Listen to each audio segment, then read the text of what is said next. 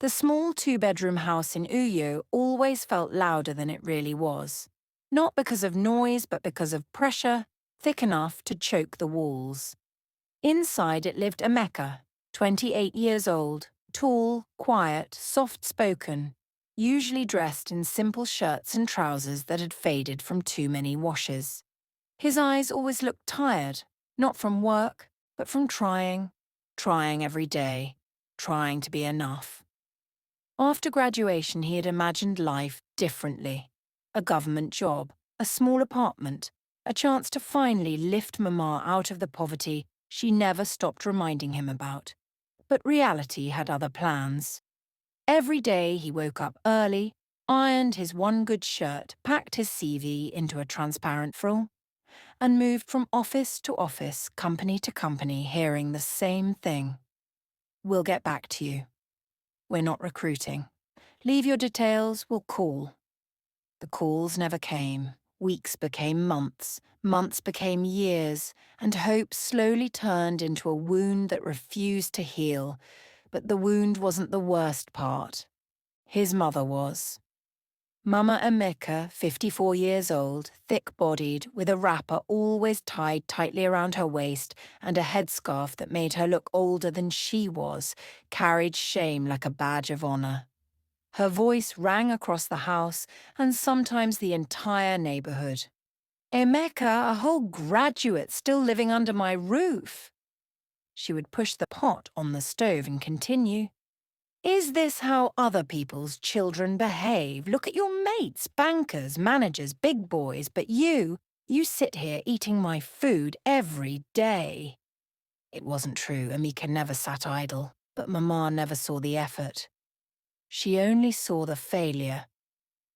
In the evenings when she came back from her small food stall, sweating and exhausted, she would drop her basin and begin listing names like a report card. "Do you know Mama Chaik came here today? Her son just bought her a generator." "A generator, Emeka. And what have you bought me since you were born?" Emeka would lower his head. He had nothing to say. Every word she spoke pierced deeper than knives. Some nights he cried quietly, face buried in his pillow so Mama wouldn't hear. But she always sensed his pain, and instead of softening, she hardened. "Don't cry like a woman. If you are ashamed, do something. Be a man. For once in your life." The neighbors heard everything. The walls weren't thick enough to hide her frustration, and Emeka felt the world shrinking around him. Sometimes he walked outside just to breathe. Sometimes he stood by the roadside watching cars pass, imagining he was inside one, going somewhere productive, somewhere he belonged. But he always returned home to the same disappointment in Mama's eyes. Night after night she repeated the same bitter line. "You will make me die of shame. A grown man feeding from my small shop? God, where did I go wrong?" And each time she said it, something inside Emeka cracked a little more. He wasn't lazy. He wasn't useless. He wasn't unwilling. He was just unlucky. But Mama didn't believe in luck, only results. Emeka wasn't the type to sit idle. He hated the feeling of uselessness more than Mama hated poverty. So, when office jobs weren't coming, Emeka tried everything he could think of. He worked as a labourer at a construction site, but when his mother found out, all hell let loose. "You? A graduate carrying cement? Do you want to disgrace me in this neighbourhood?" So, he stopped. He worked at a small car wash. When his mother knew about it, was angry. "Is this why I suffered to train you? To be washing dirty people's cars?" And out of shame, he quit. He worked as a private home tutor for a neighbour's child, earning a small amount. But Mama accused him. "So you want to be roaming around people's houses doing small work like a beggar?" He left. Each job he found, she shut it down. Each effort he made, she killed. Each step he took, She dragged him back. Not because she wanted him to fail, but because she cared too much about what people would say. And the people didn't help. Neighbours whispered any time he walked past. Women fetching water paused mid-conversation and muttered, "That boy is still at home? At his age? After all his schooling? His poor mother is really suffering. Maybe he's cursed." Amika heard it all. Every word, every insult, every judgment that was never meant for his ears, but always found its way to him. He started walking with his head down, shoulders curved inward like someone trying to hide from the world. His clothes, simple shirts and trousers, hung loosely on him as though even they were tired of his body. At night, Mama would serve him food with a sigh so heavy it could crush a person. "Eat and eat. That's the only thing you know how to. Sometimes I feel like I'm feeding a grown baby." He would thank her quietly, but his hands always trembled as he ate. He hated being a burden. He hated needing her help. He hated that she made sure he never forgot he was failing her. The worst part wasn't the hunger. It wasn't the mockery. It wasn't the comparison. It was the feeling, the poisonous belief slowly growing inside him that maybe he truly was a disappointment.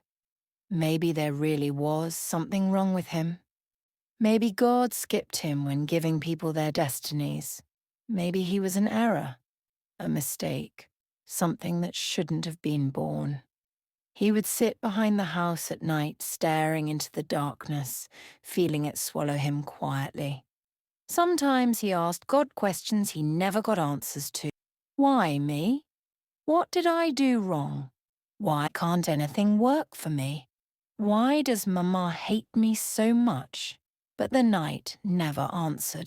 And so, day by day, the weight on his shoulders grew heavier. The expectations he couldn't meet crushed him. The shame he didn't create suffocated him. He lived like someone walking with a broken back, bent, wounded, trying not to fall. But the truth was simple and tragic. The boy who once dreamt of greatness was slowly turning into a man who believed he was a mistake God shouldn't have made. A belief Mama never intended to plant, but watered every day with her words. Chaik's name lived permanently on Mama Ada's tongue, like a daily reminder of everything Emika wasn't, everything she wished he could be, and everything she secretly resented about her own life. Chaik had grown up just 2 compounds away. They played football together as boys, shared sugar cubes, and chased kites in the Harmattan breeze. But life took them down completely different roads. By 28, Cheek had become a big boy in the neighbourhood. New clothes, new phones, a motorcycle, money that never seemed to finish. People praised him everywhere he went. And Mama Emeka soaked up those praises as if they belonged to her. Any small thing she would start, "Emeka, have you seen Chaka's mother lately? She's just glowing. Her son bought her wrapper last week. Even the church people are talking. See how Cheek takes care of his family. See how he behaves. That boy is a blessing. Why can't you be like him?" Sometimes she didn't even wait for a reason. She just said it randomly while sweeping, cooking, or breathing. God bless Chaka. That's how a real son behaves. Each time she said it, something twisted in Amika's chest. Not jealousy pain. Pain that someone else had taken the place in his mother's heart that should have been his. Pain that Mama admired another mother's joy more than her own son's struggles. Pain that his mother praised the very boy who only visited her when he needed food or money. But Mama was blind to all that. Blinded by envy, blinded by comparison, blinded by desperation. Amika walked to Chaik's compound. The evening breeze carried faint music, someone playing loud Afrobeats from a backyard speaker. The laughter of young men drifted into the night. He found Sheik leaning against his motorcycle, dressed in a fitted t-shirt, gold chain gleaming under the porch light. He looked like everything Mama wanted. At that moment, Emeka felt smaller than dust. "Guy, Emeka, long time. It's been a while," Chaik said, slapping him on the back. Emeka forced a smile. "I'm just here. I came to see you. I need help." Chaik's eyebrows rose a little. "Help! What happened?" Emeka breathed deeply. This was harder than any job interview he ever faced. "I need work. Any work at all. I need something. Mama, she's tired. And I'm tired too." Chaik looked at him for a long moment, then smiled in a way that didn't reach his eyes. "There's work. But the thing is, can you do it?" Of course, Choke, of course. Hence it all legal. Choke smiled and asked him to come later so to take him to his boss's house. Excited Emeka didn't know what he was agreeing to. The night was thick and warm, wrapping the streets in a heavy darkness that felt almost alive. Emeka walked beside Chika. Emeka wore a faded brown shirt and simple black trousers, clothes that told the story of struggle. His mood was anxious, uneasy, hopeful yet afraid. Shaik, glowing with confidence, wore a fitted black t-shirt, ripped jeans and crisp white sneakers. A gold chain rested on his chest. He carried the mood of someone who never accepted limits, someone who felt invincible. The street was dim, lit only by scattered bulbs and the soft orange glow of kerosene lamps leaking out of windows. Generators hummed in the distance. The smell of roasted corn drifted through the air. But something in the atmosphere felt wrong. Too still, too heavy. Emeka swallowed hard as they reached a compound he had never visited before. An unfinished grey building with unpainted walls and carton blocking some windows. The surroundings were littered with sun-broken blocks and a buzzing generator nearby. Chaik knocked twice. The door opened. Inside, the room was lit by the harsh, flickering glow of a television playing muted music videos. Neon colours washed over everything in sharp flashes. 3 men in their mid to late 20s sat around a plastic table wearing designer shirts and jeans.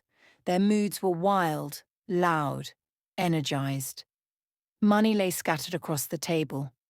Expensive phones, empty bottles, open bags. Emeka's heart tightened. He felt like he had stepped into a world with its own laws, one he didn't belong to. One of the men looked him over. "Who is this?" Chaik smiled proudly. "This is my childhood friend. He's looking for work." They all exchanged looks, amused looks, dangerous looks.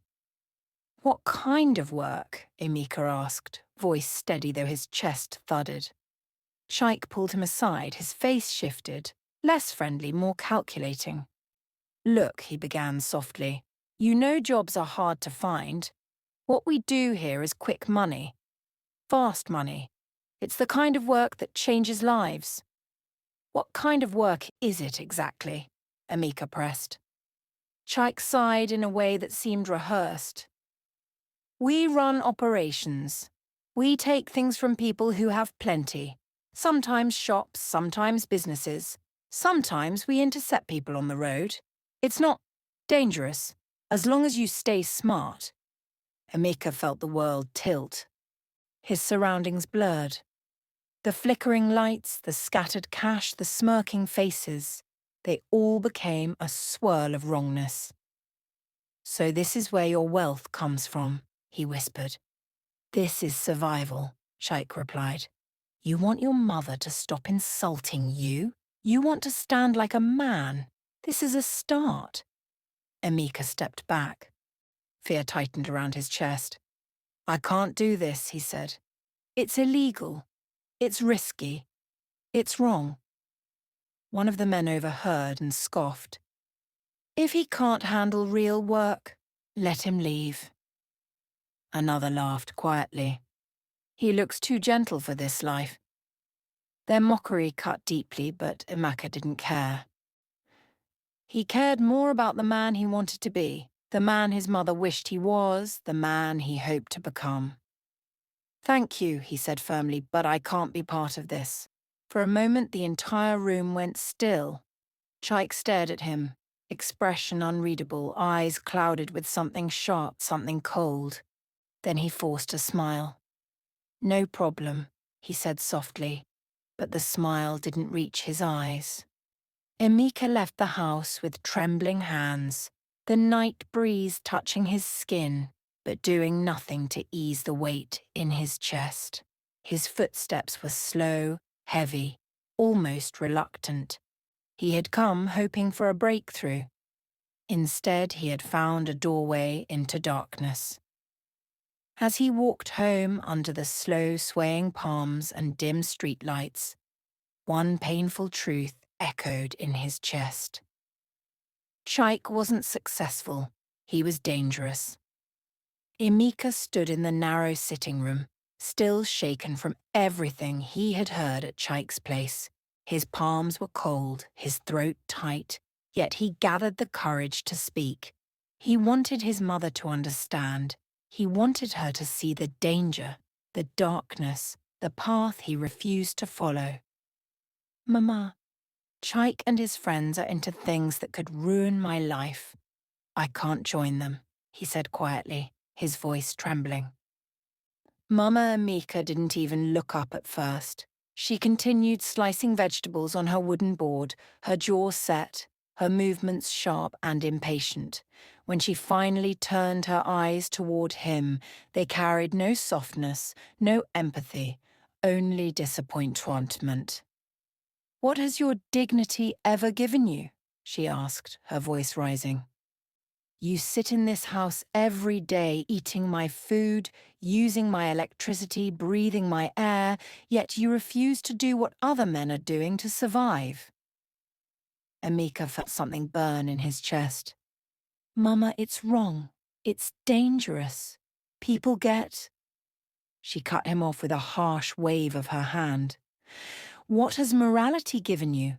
Has it given you a job? Has it given you money? Has it given me pride?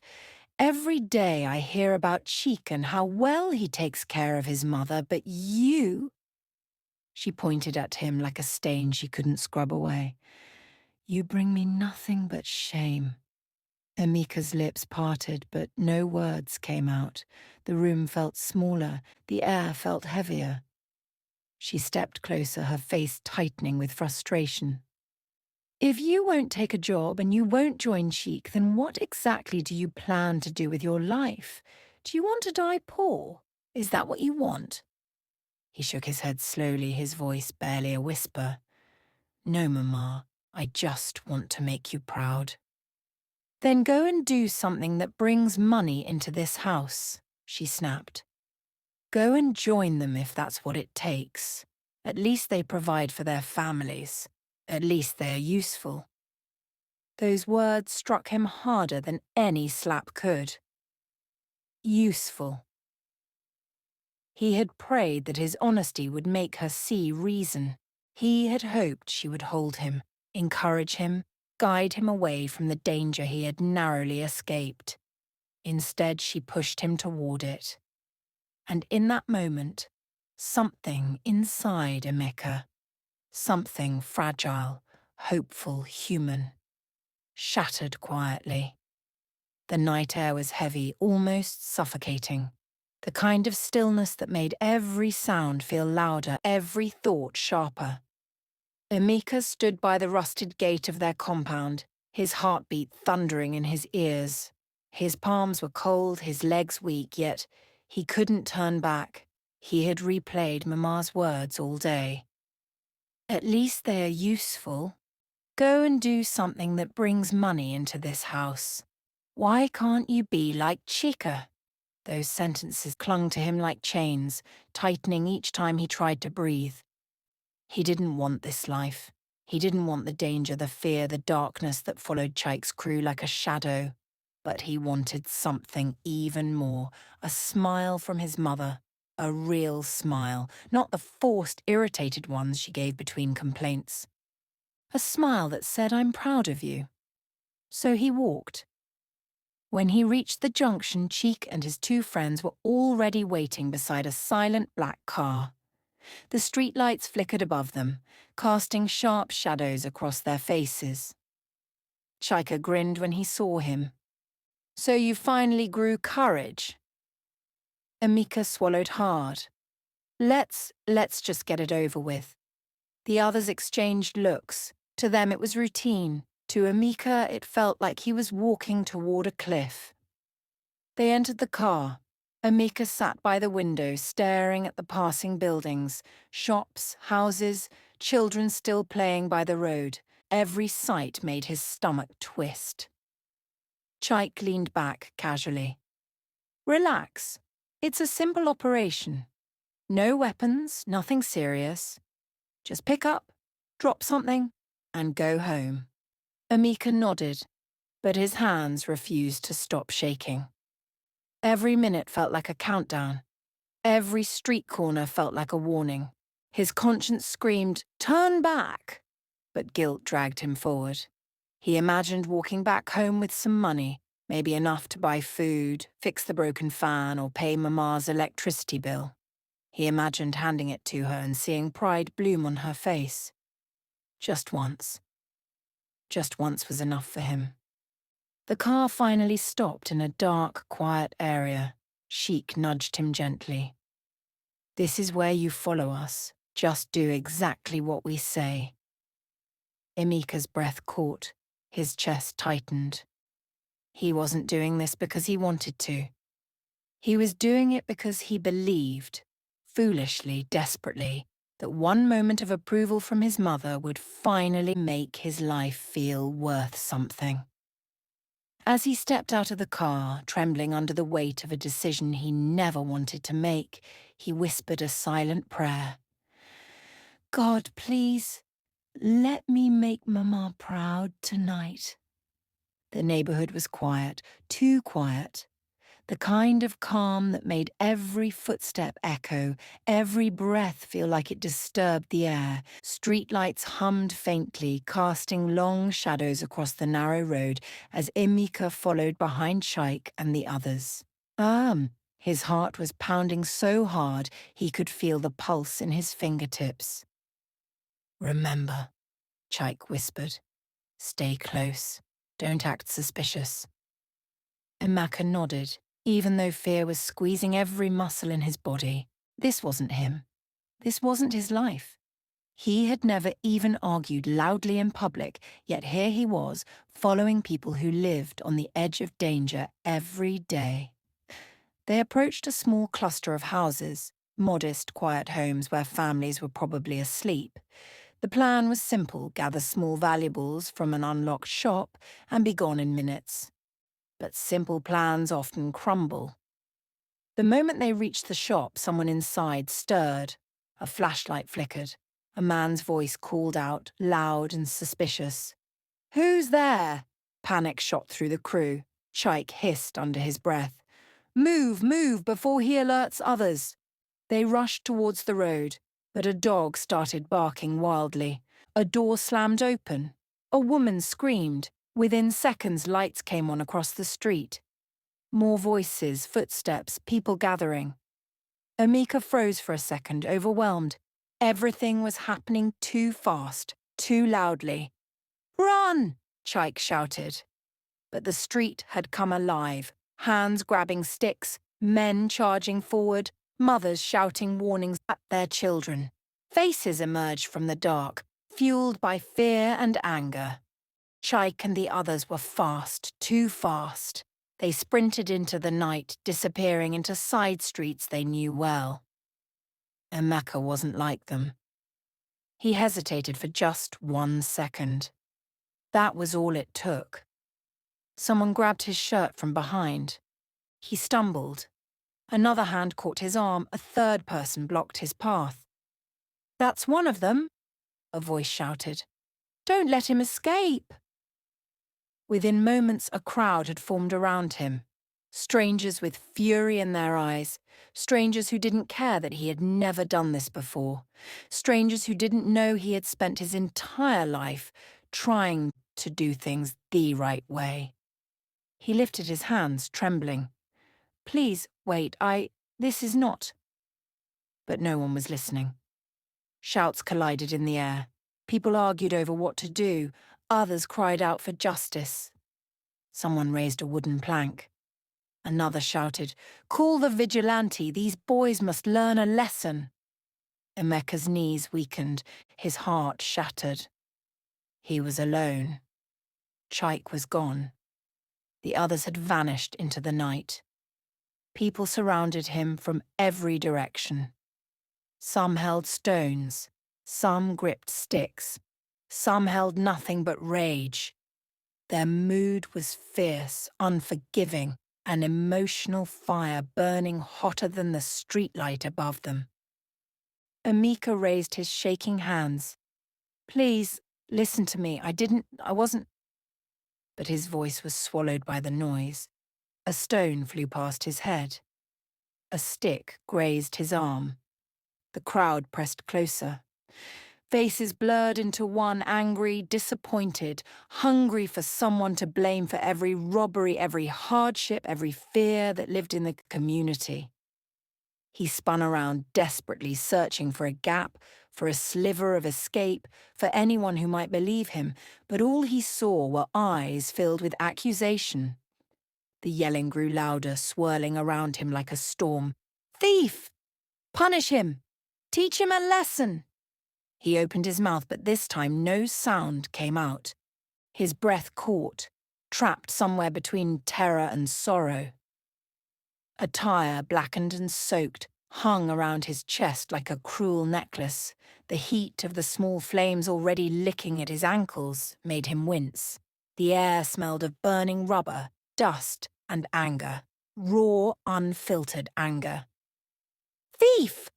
Burn him! Let him pay for his sin. He must pay for what he did." Their voices rose like thunder. Emeka's breathing became shallow, each gasp scraping his throat as if his lungs were filled with glass. Tears streamed silently down his charcoal-stained cheeks. He wasn't fighting anymore. He wasn't struggling. He wasn't begging. He was remembering. Mama's voice, her insults, her comparisons, her anger, her expectations, her disappointment. He remembered waking up every morning wanting, hoping to make her proud, but life beat him differently. Life mocked him differently. A life punished him differently. One of the men stepped forward with a lighter. The crowd cheered. Dust rose. Children hid behind their mothers. The flame danced toward him, wicked and hungry. Emeka swallowed hard, lifted his face, and looked beyond the mob, beyond the chaos, as if searching for the one person whose approval had driven him into this nightmare. His cracked lips parted.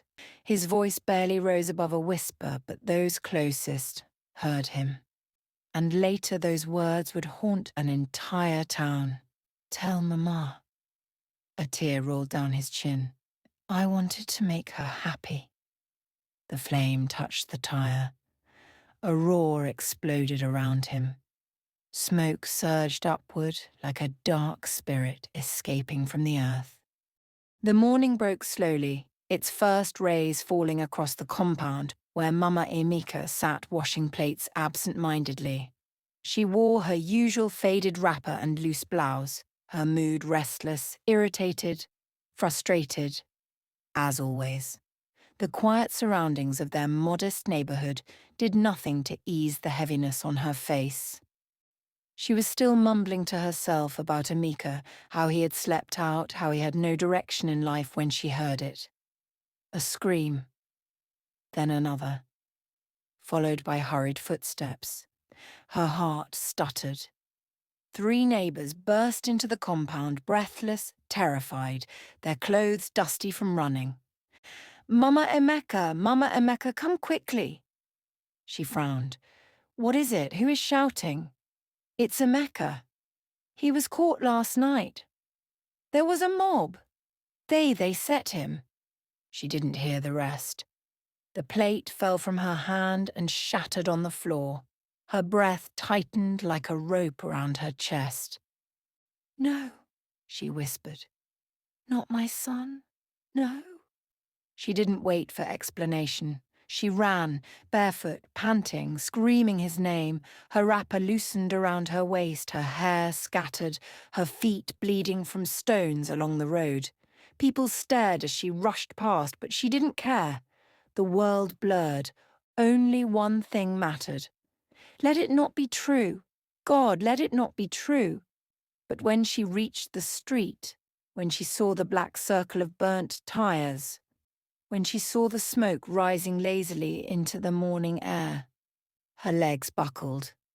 She collapsed beside the charred ground, her cries ripping through the silence like a blade. No, my son, my only son. Emeka, get up, please get up. But there was nothing left to get up. Only ashes, only smoke, only the haunting memory of a boy who had died calling her name. A neighbour stepped forward timidly. Mama Emeka, before it happened. He said something. She lifted her tear-streaked face. What? What did he say? The neighbour swallowed hard. He said, Tell Mama I wanted to make her happy. Mama Amika's scream shattered the morning. She beat her chest. She tore at her hair. She sobbed until her voice disappeared. Those words stabbed her deeper than any knife. Suddenly, every insult replayed in her mind with a cruel clarity. You are useless. Look at Chike, look at other boys. What have your morals done for you? Go and join them if you must. Her cruelty echoed back at her louder than the crowd that killed him. She pressed her hand against the burnt earth and whispered through shaking lips, I killed you, my son. I killed you. Days later, at Amika's small burial, marked by a simple wooden cross, a mound of red earth, and the quiet sobs of those who knew he didn't deserve such an end, Mama Emeka sat beside his grave. Her outfit was black and oversized, her face tired, aged by grief. She placed her trembling hand on the fresh soil. Forgive me, my child, she whispered. Forgive me. I killed you with my own mouth. Her tears fell silently, soaking into the earth that now held the only person who ever called her Mama with love. But this time, she had no one left to make proud.